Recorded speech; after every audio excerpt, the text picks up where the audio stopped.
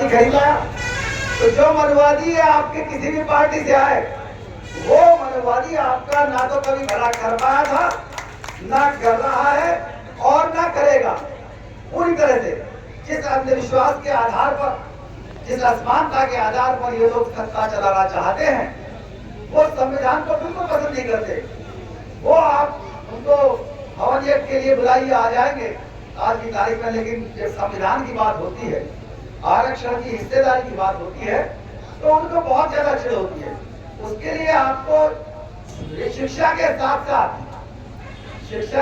साथ आपको अपने आचरण में भी बदलाव लाना पड़ेगा। वो बदलाव है, जितने भी लोग बाहर हैं, SC ST OBC के लोग अपने आप को बदलना पड़ेगा, छोड़ना पड़ेगा। आपको लिंग भेद, लड़के लड़कियों में अंतर छोड़ना पड़ेगा, बाल विवाह बंद करने पड़ेंगे। जो दहेज प्रथा है वो एक साथ 3 परिवारों को बर्बाद करती है, वो छोड़ना पड़ेगा। पिछड़ों का मतलब क्या है? पिछड़ों का मतलब है कि वो लिंग भेद करते हैं, उनमें बाल विवाह है। पिछड़ों का मतलब SC ST OBC सभी हैं, उनके अंदर अभी भी दहेज प्रथा औरों से ज्यादा है। रिश्ते में और सम्मान में, अपमान में समझौता कर रखा है इन्होंने, ताकि ऑनर किलिंग जारी रहे। रिश्तेदारी के जो नाम होते हैं ना, वो इस तरह दिए जाते हैं। अगर जीजा कहोगे तो सम्मानजनक, और साला कहोगे तो अपमानजनक। क्यों किया गया?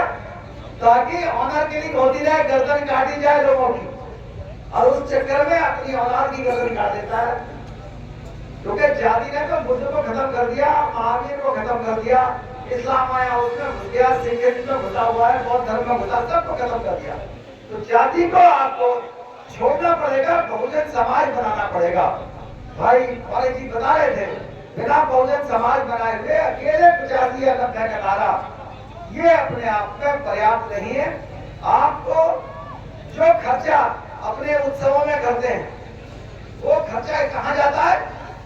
वो खर्चा मनुवादियों के पास जाता है। और इसीलिए आपका जो पैसा है आपको आधा कर दिया 10-12 साल में। सोचिए कितने साल से, सैकड़ों साल से आप मेहनत कर रहे हैं। आपका जो सरप्लस होता है वो जाता है चढ़ावे में, खरीदारी में। ऐसा कोई भी उत्सव, ये उत्सव भी इसलिए बनाए गए थे कि सम्राट अशोक ने इस देश में वर्ण व्यवस्था के कारण जो बवाल हो रहा था, पूरी नहीं बनी थी। सम्राट अशोक ने कहा कि आडंबर बंद होगा पूरे देश में। वो आडंबर बंद करने से काफी लोगों को कष्ट हुआ। कष्ट किसको हुआ? जो लोग कमाते नहीं थे। कष्ट उनको हुआ जो लोग शराबी थे, नशे के आदी थे, जो लोग झूठ बोलते थे, जो गंदी चीजें खाते थे।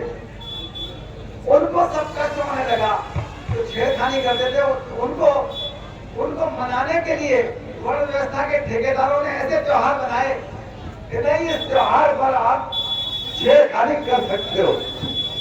सही कह रहा हूं?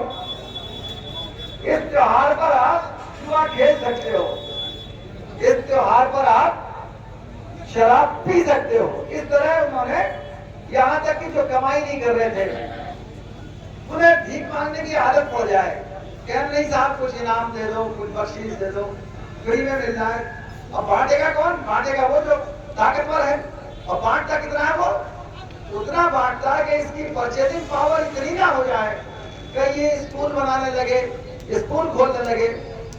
सही में तो उद्देश्य ये था कि स्कूल से दूर रहे, अस्पताल से दूर रहे, सिर्फ गुलामी करें, सिर्फ मजदूर बने और अनटचेबल बने रहे। आज भी ऐसी स्थिति है कि न्यू एजुकेशन पॉलिसी में उसमें क्लॉज दिया हुआ है कि अगर आपकी फैमिली ट्रेडिशन में कोई चमार का काम करता है तो चरमकार की ट्रेनिंग में 2 लाख रुपए मिलेगा। किसको बढ़ावा है ये? जातिवादियों को बढ़ावा है। कोई कुम्हार रहा है तो कुम्हार की ट्रेनिंग लेकर के 2 लाख रुपए ले लेगा। कितनी बड़ा वर्ण व्यवस्था को दोबारा से पुनर्स्थापित करने के लिए साजिश लगातार की जा रही है। तो आपको पूरी तरह से अपने आप को पिछड़ा नहीं रखना है। इस देश के अंदर अंग्रेजी ने आप सबको इकट्ठा किया और नई शिक्षा नीति में अंग्रेजी को चाहते हैं कि वो खत्म हो जाए। जगह जगह भाषण दिए जा रहे हैं कि अंग्रेजी नहीं, अंग्रेजी बोलने वालों को शर्म आएगी। ऐसे मंत्री लोग भाषण दे रहे हैं, मंत्री लोग ऐसे भाषण दे रहे हैं कि बताइए स्कूलों में जाकर के बताओ पहला अंतरिक्ष यात्री कौन था। सबको पता है नील आर्मस्ट्रांग, यूरी गार्डन, इन लोगों को माना जाता है, लेकिन उन्होंने अपना ग्रंथों से निकाला, उसका नाम ले दिया। अब इसको लिख करके चलो आप देश के अंदर 100 में से 200 नंबर दे दोगे, लेकिन अमेरिका वाले क्या देंगे? उनके निगाह में तो यही है ना। उनका इनके जो दूसरे लोग आगे हैं, एक मंत्री जी हैं मध्य प्रदेश के, उन्होंने कहा बताइए पहला पायलट कौन था? उन्होंने कहा रावण था पहला पायलट। ऐसी साइंस पढ़ करके वहां बोलना पड़ेगा, टोकना पड़ेगा, विरोध करना पड़ेगा। और जो चाहे विपक्ष हो, चाहे वोटर हो, व्यक्ति हो, चाहे जहां भी हो, आप विरोध कर सकते हैं। आपके पास वोट के अलावा कुछ नहीं बचा, उसका सदुपयोग कीजिए। सदुपयोग नहीं करेंगे तो निश्चित रूप से नुकसान होगा।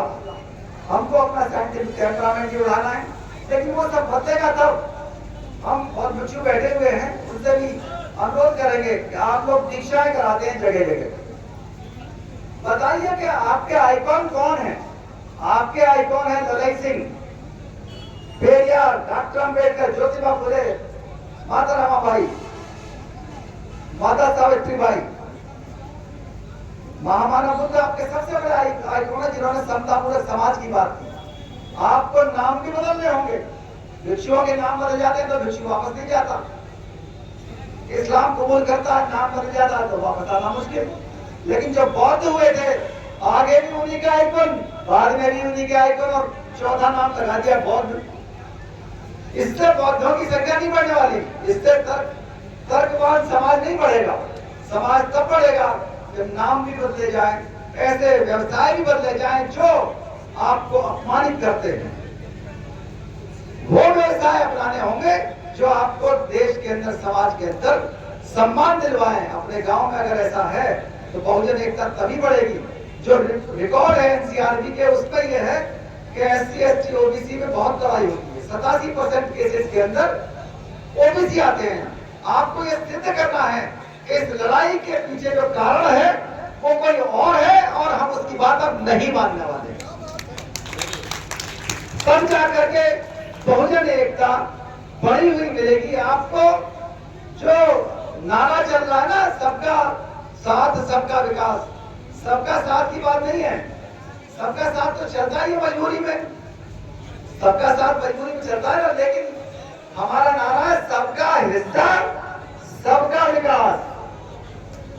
हमारा हिस्सा तो 90% का जो बनता है, जिसका हिस्सा होगा तभी तो जो जाके मिलेगा।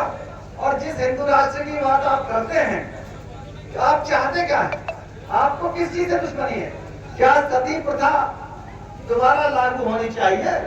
महिलाएं बैठी है, अभी शायद बहुत ना हुई हो, हम सवाल पूछते हैं क्या अगर कोई दुर्घटना हो जाए, कोई भी महिला यहाँ बैठी हो, क्या पति के साथ जलना पसंद करोगी?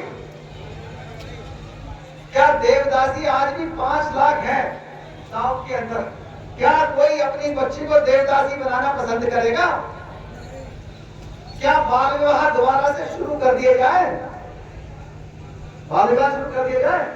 क्या महिलाओं की पढ़ाई लिखाई दोबारा से बंद कर दी जाए? बताइए, महिलाओं की पढ़ाई से नुकसान है अगर ऐसे ही किताबों को लागू करना है। क्या अंग्रेजी शिक्षा बंद करके संस्कृत पढ़ाना शुरू करते हैं? बताइए विद्या जी, उससे कुछ फायदा मिलने वाला है? जिन महिलाओं पर डाउट हो गया कि पता नहीं ये कहां से आ रही है, कहां जा रही है, क्या घर में घुसने से पहले उनकी अग्नि परीक्षा होनी चाहिए? कितनी महिलाएं तैयार है? हाथ खड़ा करो, अग्नि परीक्षा के लिए तैयार है कोई महिला? तो ये धर्म के ऊपर राज्य बनाना पूरी दुनिया के अंदर असफल हुआ है। अगर राज्य बनता है तो संविधानों के ऊपर आधारित है, और समावेशी जो है, जिसके अंदर जनता को इंक्लूड किया गया, वो चाहे साउथ कोरिया हो, चाहे अमेरिका हो, जापान हो, जहां जनता को इकट्ठा किया गया, वही देश विकसित हुए हैं। और जिन देशों ने अपने धर्म के ऊपर राज्य को तरजीह दी है, उन देशों का हाल खराब है, वहां तानाशाही आई, वहां लोगों के साथ उत्पीड़न हुआ, वहां आतंकवाद हुआ और वहां कभी भी कोई व्यवस्था नहीं मिल पाई। आपको इस बात के लिए समर्पित होना है कि हमको कोई राज लीजिए, हमको चाहिए सम्राट अशोक का राज और डॉक्टर अम्बेडकर के बनाए संविधान का राज, जिसके अंदर 326 आपको राइट टू वोट देता है। और अगर आप सजग नहीं हुए, इकट्ठा नहीं हुए, बहुजन समाज अपने आप को एक दूसरे के साथ मिलिए, सारी जयंतियां इकट्ठा मनाइए, अपने जो होशियार बच्चे हैं उनका अभिनंदन समारोह इकट्ठा कीजिए। महिलाओं को अगर कोई अनपढ़ रह गई है उसको पढ़ाइए लिखाइए। ज्योतिबा फुले ने सिद्ध किया था कि 80-85 साल की उम्र में मालिश मारने के बाद भी उन्होंने उल्टे हाथ से लिखना सीखा और उन्होंने पढ़ाई की किताब लिखी। हमारे पास जो आइकॉन्स है वो ऐतिहासिक है, उनकी सोच वैज्ञानिक रही है।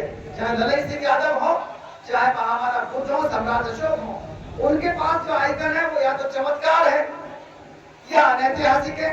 उनकी सोच अवैज्ञानिक रही है। कोई भी जो घटनाएं वो बताते हैं वो साइंटिफिक नहीं रही। तो आपको विज्ञान के साथ खड़ा होना है, आपको इतिहास के साथ खड़ा होना है। अगर नहीं खड़े होंगे तो न सिर्फ संविधान बदल रहे हैं, ये एनसीईआरटी के साथ मिलकर के इतिहास बदल रहे हैं, एएसआई के साथ मिलकर के कैम्ब्रिज से इतिहास पढ़ के आता है विद्वान और यहाँ कहता है कि गुजरात में जाके बड़ा चीज मिल गई और अयोध्या में जाकर चीजें मिली। खुदाई करके देखो, इस देश के अंदर बुद्ध ही बुद्ध मिलेंगे। जगह जगह नाक तोड़ी बुद्ध की। बुद्धिस्ट टेम्पल एक्ट के नाम से बना 1949 में, और उसमें जो वर्चस्व है वो कर दिया नॉन बुद्धिस्ट का, हिंदुओं का। इसी तरह मुसलमानों के खिलाफ सीए ले आए कभी ऐसा ही। इस देश के अंदर अगर अल्पसंख्यक ना होते तो इस देश के शेड्यूल्ड कास्ट बैकवर्ड की हालत आज से कई गुना बदतर होती। अल्पसंख्यक का इतना डर रहा है इस देश के वनवादियों को, ये डर रहता है, इसीलिए डेमोक्रेसी खत्म नहीं हुई। और अगर आपका वोट खतरे में रहेगा, वोट चोरों से आप सावधान नहीं रहे, निश्चित रूप से संविधान भी खतरे में होगा, इतिहास भी, आपके आइकॉन्स भी। आपको कहां मिलती है परमिशन आपने जयंतियां बनाने के लिए? लोगों ने मिलकर 2008 में अनुमति का प्रावधान करा दिया। मूर्तियां लगेंगी तो अनुमति लेनी पड़ेगी, शासन से मूर्ति नहीं मिलती। पता था किसकी मूर्ति लग रही थी? मूर्तियां लग रही थी बहुजनों के आइकॉन्स की। जगह जगह मूर्तियां बुद्ध की लग रही थी, बाबा साहब अम्बेडकर की लग रही थी, सम्राट अशोक चंद्रगुप्त मौर्य की लग रही थी। अब लगाते हैं तो थाने में ले जाते हैं। आप आयोजन करते हैं, पूरी रात जागरण होता है, कोई परमिशन नहीं, रात भर कान फोड़ेंगे लेकिन कोई परमिशन नहीं।